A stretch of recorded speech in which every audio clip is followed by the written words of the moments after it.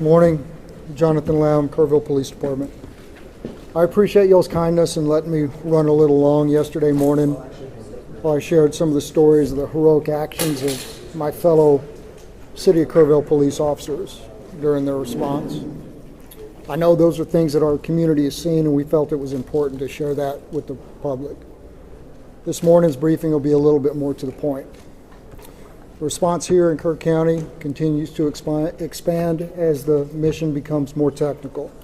There's more than 2,100 responders on the ground here from state, local, and federal agencies working to reunite victims with families.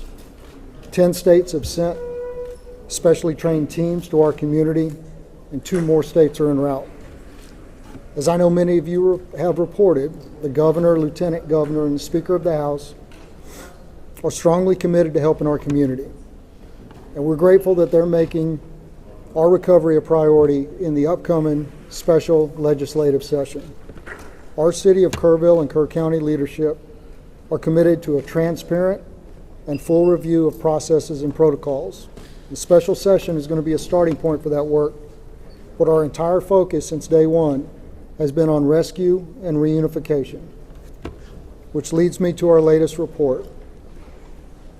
As of 8 a.m. this morning, there have been 96 confirmed deaths, 60 adults, and 36 children.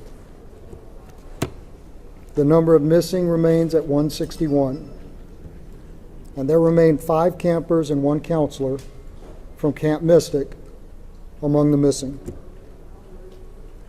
If family members had reported a loved one missing and they've returned safely, we ask that you notify us through kerrvillemissing@dps.texas.gov or call 830-258-1111.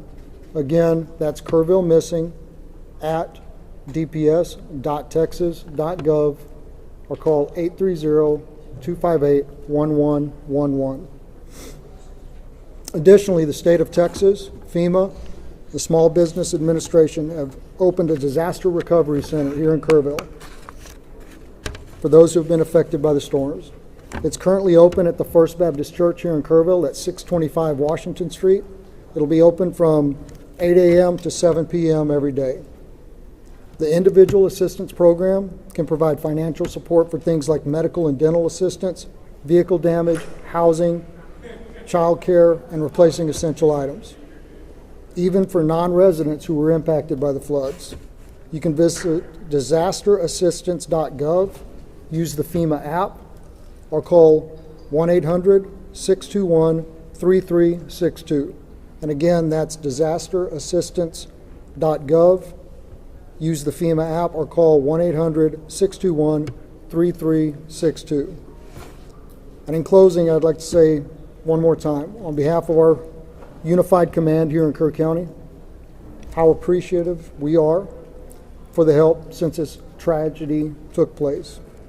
People from all over Texas, all over the country, continue to show their support in so many ways, and we are thankful. And with that, I'll take a few questions. Yes, sir. Yes, sir. Morgan Chesky, NBC News. Did the inability of police radios to communicate directly with county radios hamper rescue or recovery efforts as those waters rose? I don't have any information to that point. Yes, sir. Jason Allen, CBS News. Given that you still have people who live in this area, what's different? What changes have been made to ensure you get heavy rain again a week from now, a month from now, you don't wind up in the same situation? I think that's an important question, and as we are aware, we've been very weather alert throughout the entirety of this, and that's something that we're going to be looking at. Thank you. Yes, ma'am. Amp Johnson, News 4 San Antonio. What can you tell us about the current search area, how large it is, how much of it has been searched, and how exactly does the grid system work for something like this? So the last part of your question again, please. How does the grid system work for a disaster like this? Okay, so the grid system, I'm not a search and rescue recovery expert, so I don't want to speak out of turn, but it is a methodical search which ensures that every area in an area to be searched is covered and searched and that no stone is left unturned. Unfortunately, I don't have a exact number of how many miles of river that we've searched or how many people who have been out there. I just don't have that information for you, but I'm happy to follow up. Sir, Last question. This will be last question. Yes, are there messages that we as a collective media are not getting out there? For example, are you hindering some searches? What can we tell people who want to come up with big equipment to help search or remove debris? Hasn't that been a problem?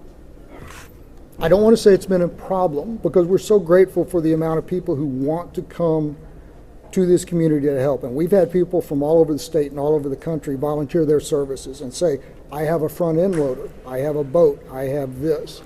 Groups and individuals, but it's important that we have certified professional search teams out there right now.